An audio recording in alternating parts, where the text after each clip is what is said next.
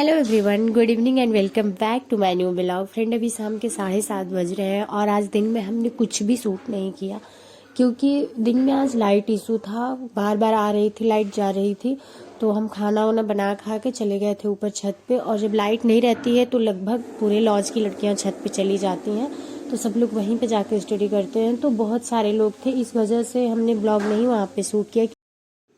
अगर हम blog shoot करते तो वहाँ पे बाकी लोग बहुत अनकंफर्टेबल हो जाते, इसलिए मेन मकसद हम लोगों का यहाँ होता है स्टडी करना। इस वजह से हमने वहाँ पे कुछ भी शूट नहीं किया। हम सोचे कि चलो जब लाइट आ जाएगी कमरे में जाएंगे तो शूट कर लेंगे।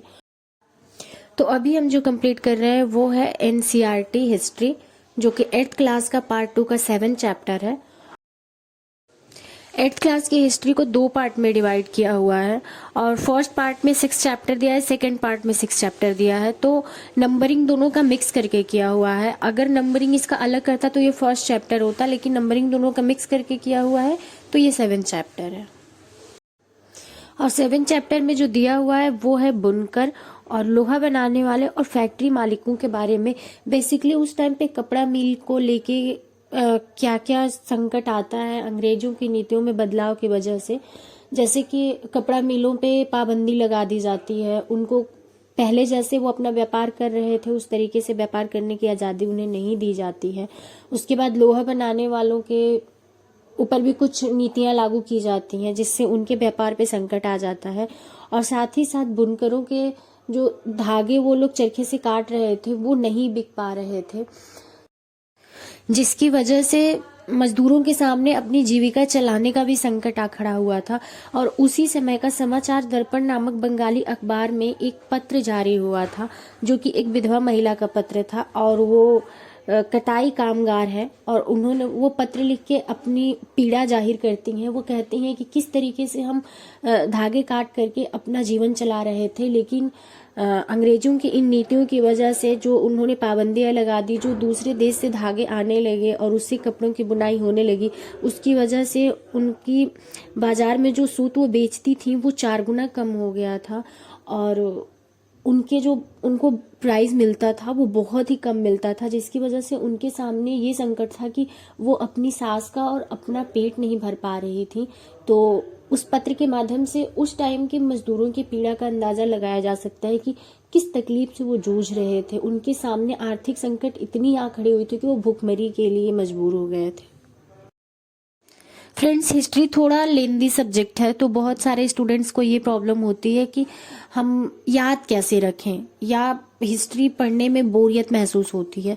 तो अगर आपके साथ भी ये दिक्कत है तो आप एनसीईआरटी से स्टार्ट करें। एनसीईआरटी 6th या 7th क्लास की एनसीईआरटी थोड़ा पेशेंस के साथ आपको कंप्लीट करनी पड़ेगी, लेकिन जैसे आप 8th क्लास की एनसीईआरटी स्टार्ट करेंगे आपके लिए चीज़ें बहुत आसान हो जाएगी और बहुत ही इंटरेस्टिंग है एनसीईआरटी। अगर आप एनसीईआरटी को पढ़ते हैं तो स्टोरी बेस्ड माइंड में क्रिएट होता जाएगा और आपको बिल्कुल भी ऐसा नहीं फील होगा कि हिस्ट्री पढ़ना इतना डिफिकल्ट है या फिर डेट को याद रखना इतना डिफिकल्ट है, क्योंकि बहुत ही आसान भाषा में बहुत ही समझा के चीज़ों को दिया हुआ है। तो ये चैप्टर कंप्लीट करने के बाद हम चलेंगे अपना डिनर बनाएंगे।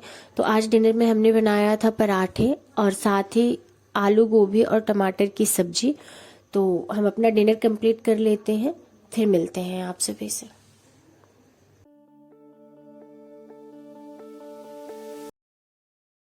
तो डिनर हमारा हो चुका है और अभी मुझे हल्की सी ठंड लगने लगी थी, तो मैंने सोचा कि चलो बिस्तर में ही बैठ के अपनी स्टडी कंप्लीट कर ली जाए।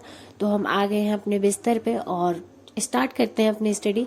तो अभी हम जियोग्राफी कंप्लीट करेंगे। जियोग्राफी में हम आज जो कंप्लीट करने वाले हैं वो है मानसून और ऋतुएं।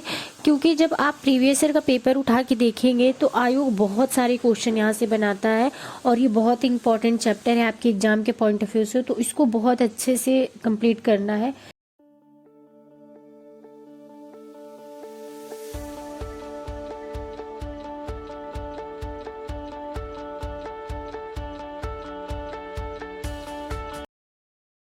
फ्रेंड्स, आयोग और एस्पिरेंट्स के बीच में जो कम्युनिकेशन का जरिया है वो सिर्फ 2 है, पहला तो हो जाता है आपका प्रीवियस ईयर पेपर और दूसरा हो जाता है आपका सिलेबस। तो आपने जितना अच्छे से प्रीवियस ईयर पेपर को रीड किया है, जितना अच्छे से आपने सिलेबस को समझा है, उतनी ही आपकी स्टडी में आपकी हेल्प हो सकती है। क्योंकि अगर आप ऐसे ही पढ़ते जाते हैं, ऐसे ही पढ़ते जाते हैं, तो बहुत कुछ है पढ़ने को, ख़त्म ही नहीं होने वाला है आपके पढ़ने से। लेकिन अगर आप सिलेबस को समझ के पढ़ते हैं तो एक टाइम लिमिट के साथ आपकी स्टडी कंप्लीट हो सकती है और आप एग्ज़ाम में अच्छे परफॉर्म कर सकते हैं। साथ ही अगर ये जानना है कि आयोग क्या चाहता है एक एस्पिरेंट से, या उसके एग्जाम में क्वेश्चन बनाने का नज़रिया क्या है, तो उसके लिए प्रीवियस ईयर क्वेश्चन पेपर बहुत ही इंपॉर्टेंट हो जाते हैं। अगर आप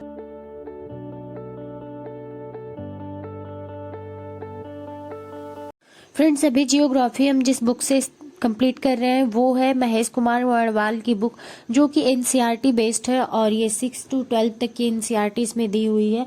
तो फ्रेंड्स, ये बुक थोड़ी सी आपके लिए टफ हो जाएगी अगर आप बिगनर हैं। आप एनसीईआरटी अगर कंप्लीट करेंगे तो वो आपके लिए इससे ज़्यादा आसान होगा, क्योंकि उसमें टाइम थोड़ा ज़्यादा लग सकता है, लेकिन वो आसान भाषा में आपको मिल जाएगी। और ये बुक है तो ये सारी एनसीईआरटी का निचोड़ है, तो ये आपके लिए थोड़ा सा डिफिकल्ट हो सकता है।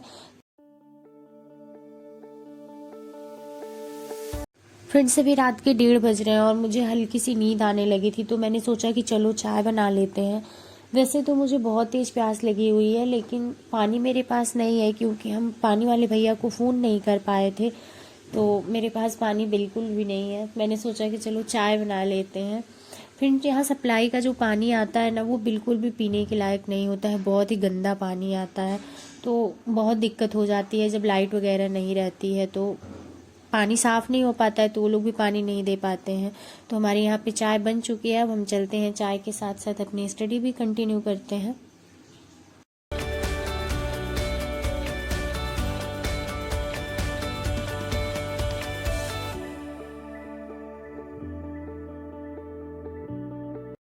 फ्रेंड्स, ये चैप्टर थोड़ा लंबा है, तो इसे कंप्लीट करने में हमें थोड़ा टाइम लगेगा।